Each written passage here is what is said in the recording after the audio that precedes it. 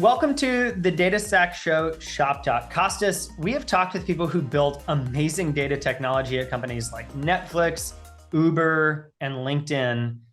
But you and I actually don't record our talks about data very much, but we actually talk about data together a ton. And so Brooks had this amazing idea of just recording some of the conversations that you and I have before and after the show about data and our opinions on it. And really, this has been one of my favorite things that we do. So welcome to Shop Talk. It is where Costas and I share opinions and thoughts on a personal level about what we're seeing in the data space. And it really is simple. We ask one another a question and the other one tries to answer it. So without further ado, here is Shop Talk.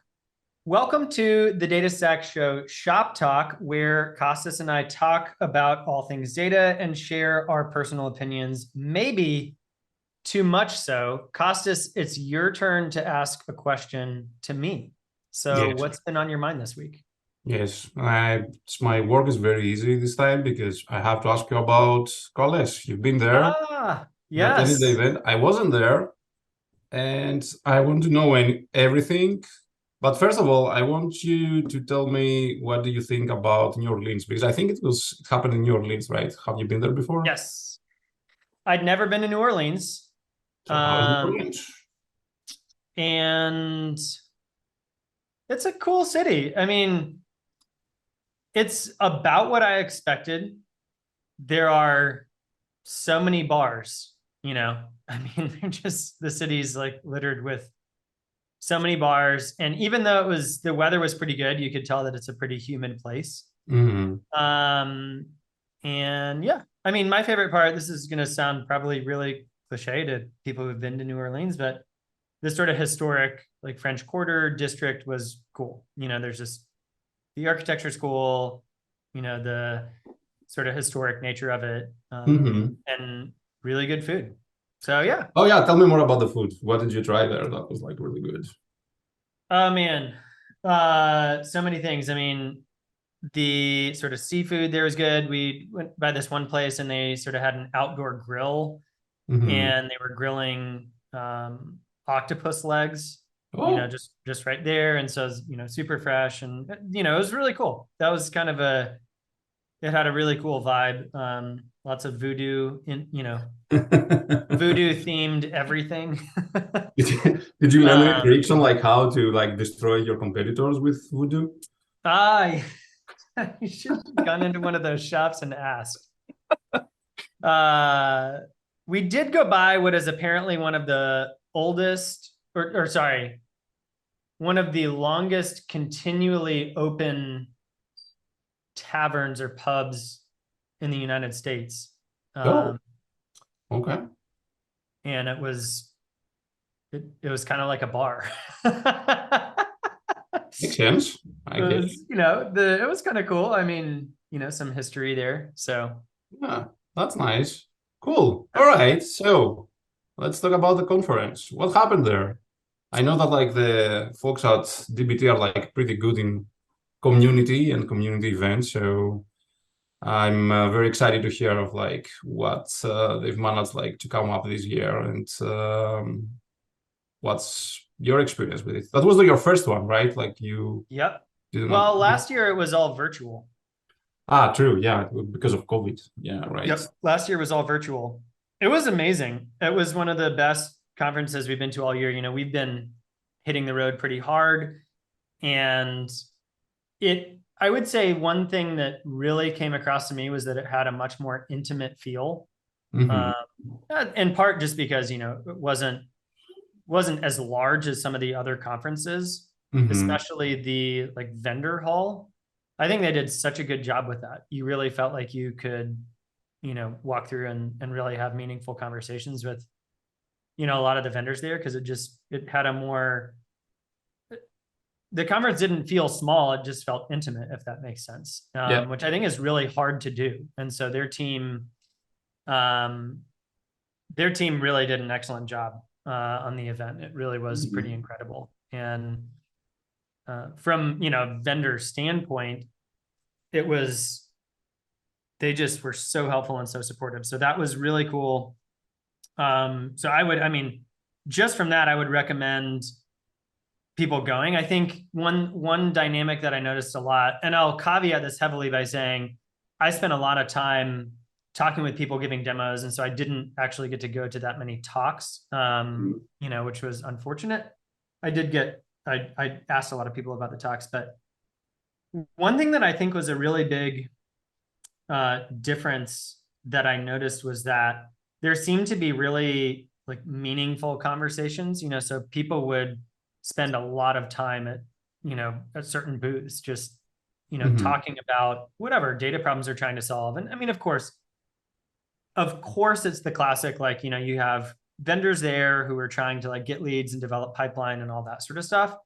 But at the same time, it just felt like there were longer form conversations that were maybe less geared towards just trying to get the email and like moving on, if that makes sense, which was really cool. Like that was a really cool dynamic.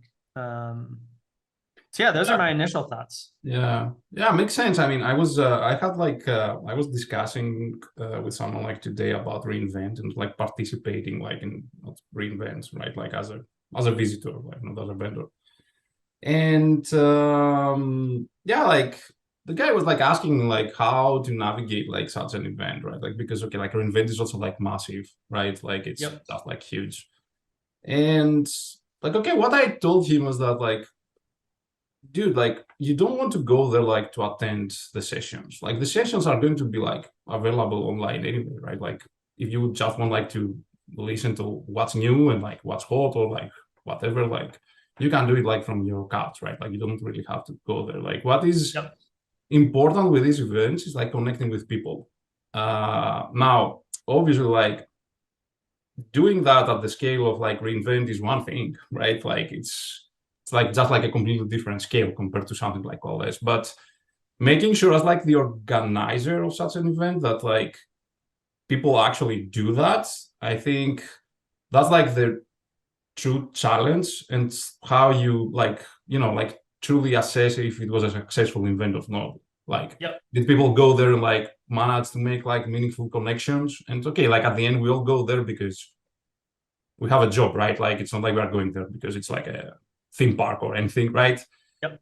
But stimulating, let's say, this kind of interaction, I think it's not easy, first of all. And it's very interesting to hear, like, and that's my next question. Like, what do you think that like the DBT team did well that actually helped people to interact in meaningful ways and at a good enough level, or say, like they did it enough, right? I think there are a number of things. So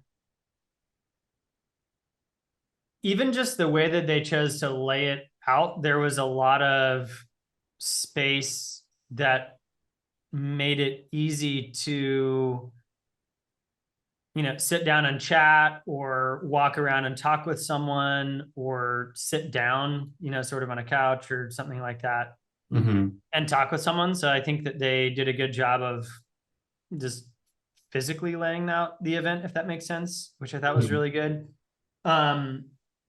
The booth areas were actually pretty big. At some conferences, it's like really small, so it's just like a 6-foot table or whatever.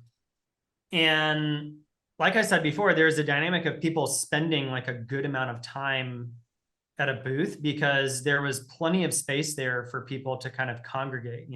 Some people had, like chairs or a table. Some people had standing tables. One company, Hex, they actually built a diner. It was amazing. Like they had booths, and it felt like you were kind of going into a diner. And so it was a very approachable feel. And so I think that just made it way easier to connect. So just lots of space to do that. And so that, I thought that was really well done. I think the other thing was that there were, like, the timing was done really well, like when things opened and when things kind of closed down.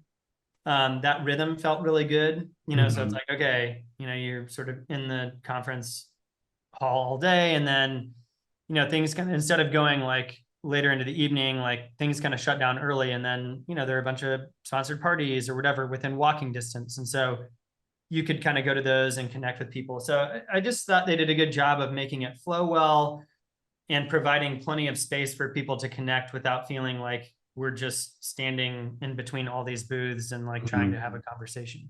So Yeah. that was really cool. Yeah.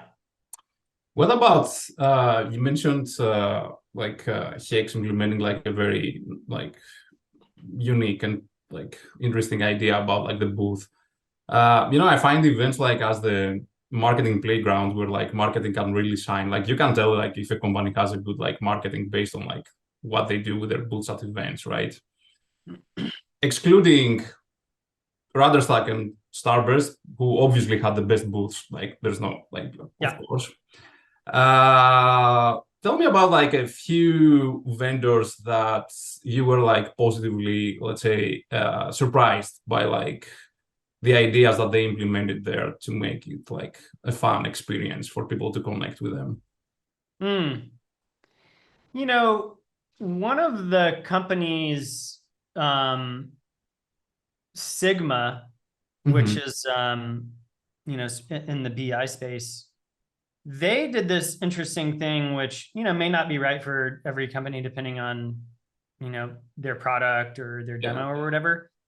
But they had wireless headphones. And so if there was a demo going on, you could sort of jump in and put on wireless headphones and participate in the demo without, someone having to speak really loud or, that was a really interesting idea, right? Because it created a way for you to, almost, just silence a crowded room and like be focused on what someone was talking about, which I thought was really interesting. And it's hard to see like exactly what's going on, but it also made it seem like people could sort of like join ad hoc if they wanted to, right? So you can sort of come in halfway and be like, oh, that's interesting, or and then stay for Q&A. I thought that was really cool. Let's see. There were several booths with interesting hands-on activities, so like at one booth, I think they were, folding origami, right? Which is kind of a cool thing. And that I thought that was interesting, based on like being able to talk to someone while you're, sort of doing something. I think the company was Datafold, so it made I would assume that it's Datafold. Yeah. Yeah. So I think those were some really interesting ideas. I mean, who knows like how effective they were, but I think that I think that was I think those really stuck out to me. Okay. And like in terms of like vendors, did you see anything like new and interesting out there as part of like because like DBT is it's let's say like a very core part of whatever we call like the modern data stack. So you usually get like around it like vendors that they associate themselves one way or another like with the modern data stack more or less. So what's new there? Like what's new you've showed there? Like what's exciting in the space?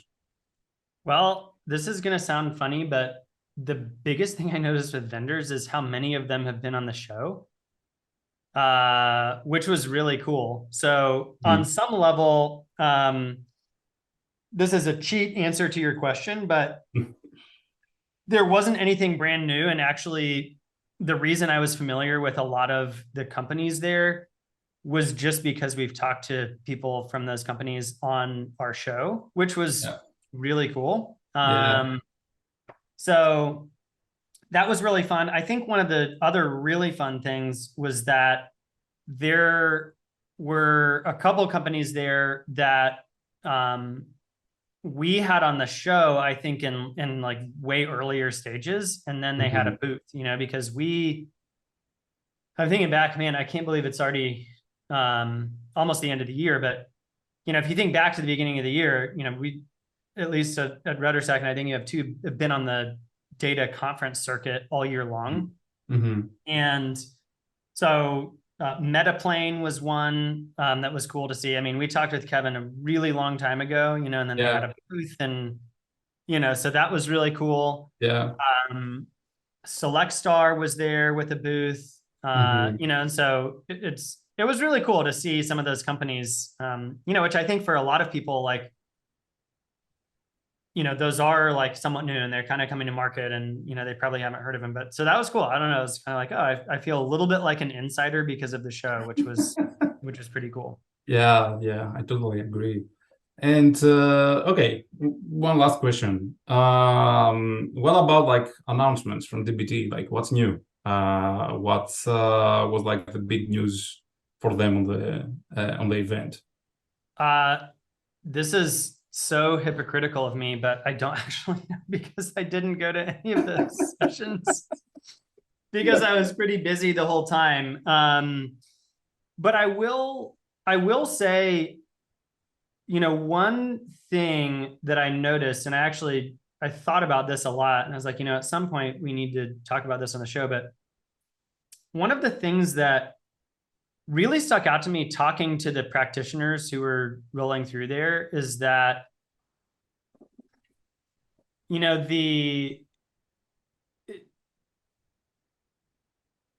people are still trying to solve the same problems, right? And there's so many new tools that they have to solve those problems. But that was really interesting to me and just such a great reminder. I mean, a lot of companies are still just trying to get all of their data into a single data store, and for really large companies, that's super hard. Even just culturally inside the organization, regardless of the technology, right? Then other companies are, we're trying to, sort of finally build that complete view of the customer that we've been working on for some companies years, Yeah. So that was just such a great reminder to me that these people were so excited because they're like, okay, we, in many ways, I think, looking at, many of them being users of DBT or evaluating that, adopting modern warehouses. I mean, of course, there were lots of people there who are like, we're trying to get off of on-prem, and move into the cloud even. And so it was a great reminder that, as advanced as all these tools are, a lot of the core things that these data practitioners are working on are, really common problems across every company. And so that was just a good reminder of, when you talk about solving data problems and all these advanced technologies and everything, a lot of times the actual user thinks about things a lot more simply than us data marketers try to try to spin in all of our fancy marketing speak. So that was a big takeaway for me. Yeah, absolutely. And just like to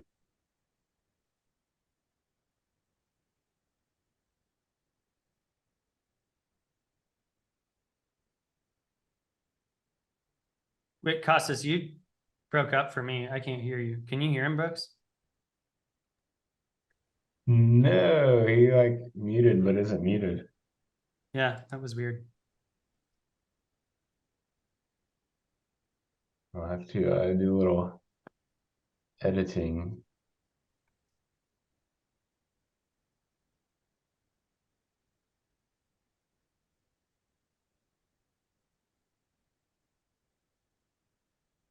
Hello, hello. Still can't hear you, Costas.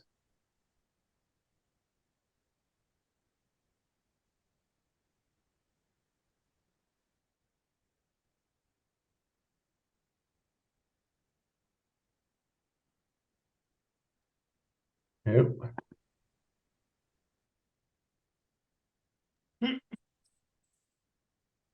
How's baby Francis? Pretty good. Just having a good, pretty good day today.